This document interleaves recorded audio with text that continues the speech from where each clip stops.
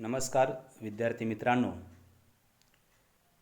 कृष्णा महाविद्यालय रेठरे बुद्रुक कनिष्ठ विभाग मराठी। मी विषय शिक्षक श्री हडबे पी.जी. आपल्या ऑनलाईन तासिकेमध्ये मी तुम्हा सर्व विद्यार्थ्यांचं सहर्ष स्वागत करीत आहे। आज आपण कविता क्रमांक 6 रंग माझा वेगळा, कवी सुरेश भट यांचा जन्म अमरावतीमध्ये 1932 मध्ये झालेला आहे आणि मृत्यू 2003 मध्ये। आपण कवी परिचय पाहूया। सुप्रसिद्ध कवी, गझलकार, पत्रकार, संपादक, काही काळ वृत्तपत्र वार्ताहर व साप्ताहिक बहुमतचे संपादक म्हणून त्यांनी अतिशय उल्लेखनीय असे कार्य केलेले आहे। त्यांचा काव्यसंग्रह पाहूया।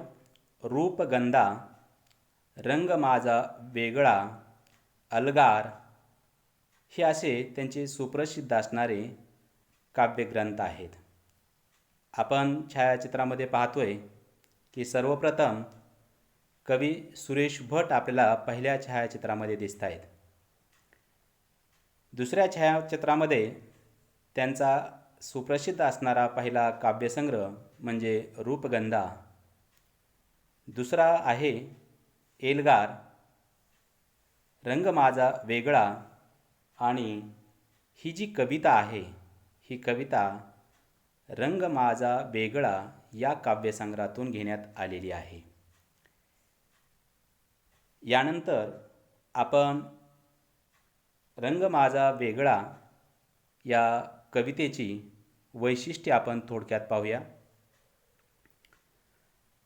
कवी सांगतो आहे, राजकीय सामाजिक आशयांच्या गजला, स्वार्थ, ढोंगीपणा, लाचारी, मूल्यहीनता यावर प्रखर प्रहार करणारी त्यांची लेखणी आहे। कधी प्रेम कवितेतील त्यांची मृदू हळवार असणारी शब्दकळा ही कधीकधी तीक्ष्ण व धारदार व उपरोधिक आपल्याला बनताना दिसायला लागते। गझल या रचनाबंधांची लोकप्रियता कवी सुरेश भटांनी वाढवली व जशी वाढवली त्याच पद्धतीने गझल या रचनाबंधांचा प्रसार अतिशय दृढ निश्चयाने त्यांनी केलेला आपल्याला पाहावयास मिळतोय। म्हणूनच कवी सुरेश भटांना गझलेमध्ये किंवा गझल लेखनामध्ये त्यांचा सिंहाचा वाटा म्हणून ओळखला जातो किंवा नामोल्लेख केला जातो।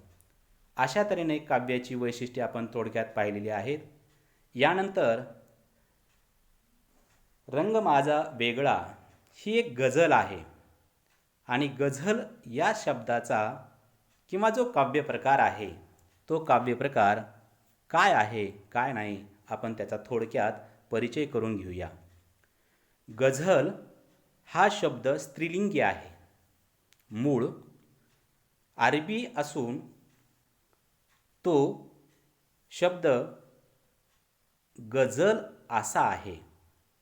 हा शब्द जशाचा तसा फारसी भाषेमध्ये आलेला आहे आणि मराठीमध्ये तो शब्द गझल या शब्दाला गझल हे रूप प्राप्त झालेले आहे। नंतर गझल म्हणजे काय आपण त्याची थोडक्यात व्याख्या अभ्यासूया।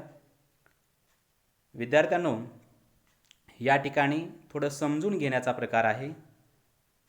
तुमचं सर्वस्व लक्ष असेल तर गझल हा जो काव्य प्रकार आहे हे काय आहे हे अतिशय तुमच्या लक्षात येईल, म्हणून तुम्ही सर्वांनी लक्ष देऊन हे पाहणं गरजेचं आहे, ऐकणं गरजेचं आहे। मग गझल म्हणजे काय तर एकाच वृत्तातील एकच यमक ते यमक म्हणजे काफिया. कारण का गझल या काव्यप्रकारामध्ये काफिया नावाचा हा यमक प्रकार आहे. आणि काफिया म्हणजे काय, तर पुन्हा पुन्हा येणारा शब्द किंवा शब्दगट. व अंत्ययमक, अंत्ययमकला रदीफ असं म्हटलं जातं. मग रदीफ म्हणजे काय, तर काफियाच्या म्हणजेच यमक नंतर येणारा शब्द किंवा शब्दगट म्हणजेच रदीफ होय. काफिया आणि रदीफमधला फरक लक्षात घ्या. काफिया म्हणजे एकच यमक येतं आणि ते यमक पुन्हा पुन्हा येतं. तर रदीफ म्हणजे काय, तर काफियाच्या म्हणजेच यमक नंतर जो येणारा शब्द गट आहे किंवा शब्द आहे, त्या शब्दाला किंवा त्या शब्द गटांना रदीफ असं म्हटलं जातं. मग व्याख्या कशी बनेल, एकाच वृत्तातील एकच यमक काफिया व अंत्ययमक रदीफ असलेल्या प्रत्येकी 2-2 ओळींच्या किमान 5 किंवा त्याहून अधिक कवितांची बांधणी म्हणजे गझल होय. लक्षात येते का पहा. परत एकदा व्याख्या घेतोय. एकाच वृत्तातील एकच यमक काफिया व अंत्ययमक रदीफ असलेल्या प्रत्येकी 2-2 ओळींच्या किमान 5 किंवा त्याहून अधिक कवितांची बांधणी म्हणजे गझल होय. आता ही व्याख्या जी आहे, ही व्याख्या आपण उदाहरणामध्ये कशा पद्धतीनं फिट्ट बसते की नाही हे आपण पडताळून पाहूया. उदाहरण आहे, कालची बातमी खरी नाही. कालची बातमी खरी नाही, हाय स्वर्गात भाकरी नाही. मागता काय लेखणी माझी, ही कोणाचीच वासरी नाही. राहिले काय पौर्णमेत आता, राहिले काय पौर्णमेत आता, चंद्र माझ्या उशीवरी नाही. विद्यार्थ्यांनो, या ठिकाणी तुम्हाला पहिल्या पंक्तीमध्ये लक्षात येतंय की जी बोल्ड अक्षर करून दिलेली आहेत, ती बोल्ड अक्षरं हे तुमच्या लक्षात येतील की कशा पद्धतीनं आहे. कारण वरील तीनही शेरात ही यमक म्हणून आलेले जे शब्द आहे, ते शब्द म्हणजे खरी, भाकरी, बासरी आणि उशीवरी असे हे यमक आलेले आहेत. आणि तुम्ही बारकाईनं जर पाहिलात तर त्या यमकच्या मागे यमक म्हणून नाही हा शब्द हटकून आलेला असतो, मुद्दामहून आलेला असतो. आपल्याला या ठिकाणी उदाहरणामध्ये पाहायला मिळते. तर थोडक्यात काय, शेरात जे सांगायचे आहे त्याची प्रस्तावना म्हणजे पहिली ओळ असते. तर दुसरी ओळ म्हणजे पहिल्या ओळीतील जी प्रस्तावना आहे त्या प्रस्तावनांचा प्रभावी समारोप ह्या दुसऱ्या ओळीमध्ये असतोय. म्हणजे पहिली ओळ म्हणजे काय, तर प्रस्तावना, आणि दुसरी ओळ काय, तर प्रस्तावनेचा शेवट म्हणजेच समारोप. अशा पद्धतीनं ही आपल्याला गझल म्हणजे काय, गझल या शब्दाची उत्पत्ती आणि गझलची व्याख्या उदाहरणासह आपण पाहिलेली आहे.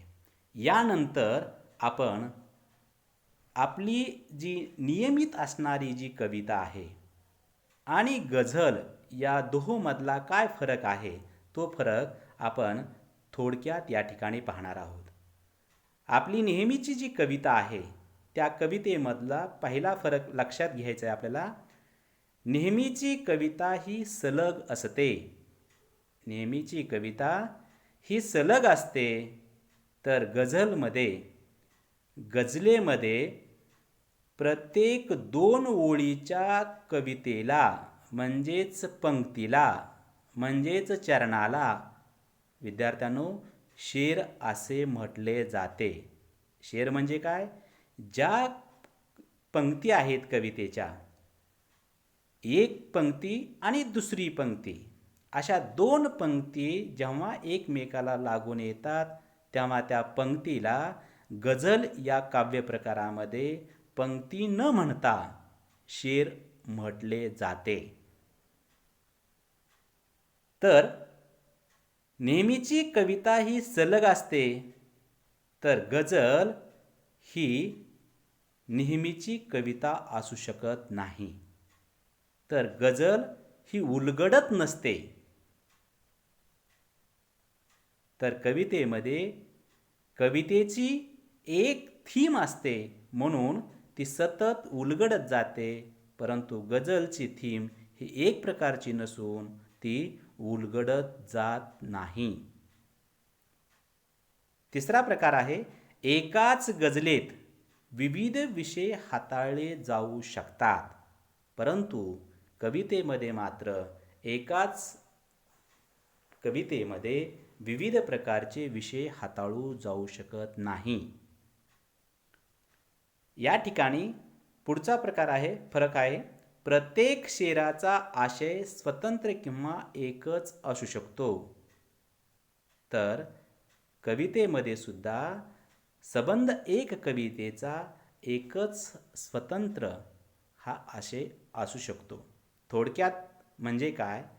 गझलेमधील प्रत्येक शेर हा आपल्या जागी एक संपूर्ण अभिव्यक्ती असलेली स्वतंत्र व सार्वभौम अशी एक प्रकारची कविताच बनलेली असते.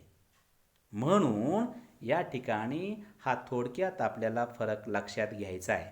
यानंतर आपण ही जी गझल काव्य प्रकार जो प्रसिद्ध झालेला आहे तो आपल्याला या ठिकाणी पाहायचा आहे. यानंतर गझलेची जी परंपरा आहे ती परंपरा आपल्याला या ठिकाणी पाहायची आहे. मराठीमध्ये सर्वप्रथम ही जी गझल हा काव्यप्रकार जर कोणी आणला असेल तर त्याचे जनक आपण म्हणूया, ते म्हणजे अमृतराय. त्यानंतर कवी मोरोपंतांचा नंबर लागतोय, कारण का कवी मोरोपंत आणि कवी अमृतराय या गझलेचं रूप लावण्याचा सन्मान या दोघांकडे जातो. तर त्यानंतर आधुनिक कवीपैकी कवी केशवसूत हा त्यांचा पहिला नंबर आधुनिक कवीमध्ये लागतो आहे. त्यानंतर नावा टिळक आले. नावा टिळकांच्या नंतर भा. रा. तांबे, भास्कर रामचंद्र तांबे आलेले आहेत. माधव जुलियन पटवर्धन आलेले आहेत. कवी कुसुमाग्रज, ना. ग. देशपांडे, कवयित्री शांता शेळके, कवी वा. रा. कांत, कवी वसंत बापट आणि याच दरम्यान भाऊसाहेब पाटणकरांनी उर्दू शायरीचा ढंग मराठीत आणण्याचा प्रयत्न जर कोणी केला असेल तर ते म्हणजे सर्वस्व श्रेय हे भाऊसाहेब पाटणकरांकडे जातं. आणि हे जरी खरं असलं तरी खरं कार्य जर कोणी गझलेमध्ये केलं असेल तर ते म्हणजे सुरेश भटांकडे, यांच्याकडेच हा संपूर्ण हा श्रेयाचा भाग जातो आहे. गझल हा काव्यप्रकार लोकप्रिय करण्याचा कवी सुरेश भटांचा सिंहाचा वाटा आहे. गझलेची सुरुवात सुरेश भट यांनी 1965 पासून सुरुवात केली आणि या गझल काव्यप्रकाराला जर खरोखर जर विशेष भर जर केव्हा आला असेल तर ते म्हणजे 1970 ते 1990 या कालखंडामध्ये. विद्यार्थ्यांनो, आपण जी गझलची जी परंपरा आता पाहिलेली आहे त्यामध्ये सर्वप्रथम पहिल्या छायाचित्रामध्ये आपल्याला माहीत असतील नसतील तरी पण इथं दाखवण्याचा मी सातत्यानं प्रयत्न करतोय. पहिल्या छायाचित्रामध्ये कवी अमृतराय आहेत, तर अमृतरायच्या खालच्या छायाचित्रामध्ये कवी मोरोपंत आपल्याला दिसत आहेत. त्यानंतर कवी कुसुमाग्रज दिसत आहेत, कवयित्री शांता शेळके दिसत आहेत, वसंत बापट दिसत आहेत, आणि त्यानंतर जे शेवटचं चित्र जे आहे की ज्या कवीनं उर्दू शायरी ज्या प्रकारच्या आहेत त्याचा जे ढंग जो आहे, जो लकब जी आहे, ती संपूर्ण ढंग मराठी भाषेमध्ये जर कुणी आणण्याचा प्रयत्न केला असेल तर ते म्हणजे शेवटच्या फोटोमध्ये आपण पाहतोय ते म्हणजे भाऊसाहेब पाटणकर आहेत. यानंतर कवी आपल्याला दिसत आहेत, कवी भास्कर रामचंद्र तांबे आहेत. त्यानंतर नाग देशपांडे पहिल्या चित्रामध्ये आपण पाहतोय. तिसऱ्या छायाचित्रामध्ये कवी पटवर्धन, माधव त्र्यंबक आपल्याला दिसत आहेत, आणि चौथ्या चित्रामध्ये कवी केशवसूत आणि स्वतः या सगळ्या गझलेचं जी काही श्रेय जी आहे, जो सिंहाचा वाटा जो आहे, तो शेवटच्या मोठ्या छायाचित्रामध्ये गझलकार म्हणून सुरेश भट यांच्याकडं हे श्रेय जातं. म्हणून अशा तऱ्हेनं आपण या ठिकाणी हा संपूर्ण जो काही गझल हा जो काव्य प्रकार आहे तो प्रकार आपण थोडक्यात गझल म्हणजे काय, गझल शब्दाची उत्पत्ती काय, मूळ शब्द गझल होता, तो गझल शब्द कसा मराठीत आला, त्याची व्याख्या काय, उदाहरणे काय, आणि आपली साधी कविता आणि गझल या दोहोंमधला फरक, आणि त्यानंतर एकंदरीत गझल या काव्य प्रकाराची जी परंपरा आहे ती परंपरा आपण आज थोडक्यात अभ्यासलेली आहे. यानंतर आपण जी कविता आहे त्या कवितेची जी मध्यवर्ती कल्पना आहे, नेमकं कवीनं या रंग माझा वेगळा या कवितेमध्ये नेमकं सारांश रूपानं त्यांना काय सांगायचं आहे ते थोडक्यामध्ये मी आपल्यासमोर ठेवतोय. स्वतःच्या ठोस व कलंदर व्यक्तिमत्वाचे गझलेतून चित्रण करताना दुःखातही पीडितांच्या मागे खंबीरपणे कवी कसे उभा राहतात किंवा उभा राहण्याचा सातत्यानं निर्धार करतात, आणि हे निर्धार त्यांच्या आपल्याला कवितेतल्या शब्दामध्ये अक्षरामध्ये हे आपल्याला उमटलेला दिसून येतो. आणि हे एका बाजूला व्यक्त होत असतानाच दुसऱ्या बाजूला नैराश्याच्या अंधारामध्ये कशा पद्धतीनं पडलेले असताना, नैराश्यमय जीवन जगत असताना, दुःखद जीवन जगत असताना हे दुःख न मानता ते दुःख म्हणजेच सुख समजून त्यांनी या नैराश्याच्या अंधारात सूर्यासारखं जिद्दीनं उभा राहिले. नवे तर पेटती पंथी अशी ठेवणारी आपली जी काही गझलांची जी काही रचना आहे, छंदरचना जी आहे, जी छंदरचना शेरांच्या माध्यमातून या आपल्यासमोर सादर करण्यात आलेली आहे. एवढंच नव्हे तर या गझलेतून सामाजिक बांधिलकीचा जो संदेश आहे की समाजाला आपण काहीतरी देणं लागतोय, समाजाची बांधिलकी आपण जपली गेली पाहिजे. कारण का प्रत्येक व्यक्ती स्वतःसाठी तर जीवन जगतो आहेच आहे, पण दुसऱ्यासाठी जीवन जगलं तरच जन्माला आल्याचं सार्थक होऊ शकतं.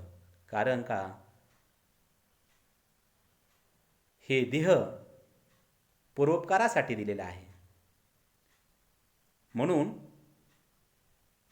कवी या ठिकाणी आपली जी बांधिलकी आहे ती बांधिलकी सातत्यानं कवितेच्या शब्दांच्या माध्यमातून, पंक्तीच्या माध्यमातून, गझलेच्या माध्यमातून अक्षरामध्ये आपल्याला ही बांधिलकी ठसलेली दिसते आहे, उमटलेली दिसते आहे. आणि हीच बांधिलकीचा आदर्श आम्ही सर्वांनी घेतला पाहिजे. यानंतर विद्यार्थ्यांनो, आपण जी उर्वरित असणारी जी खरी कविता जी आहे ती कविता आपण पुढील तासाला अभ्यासूया. तोपर्यंत धन्यवाद.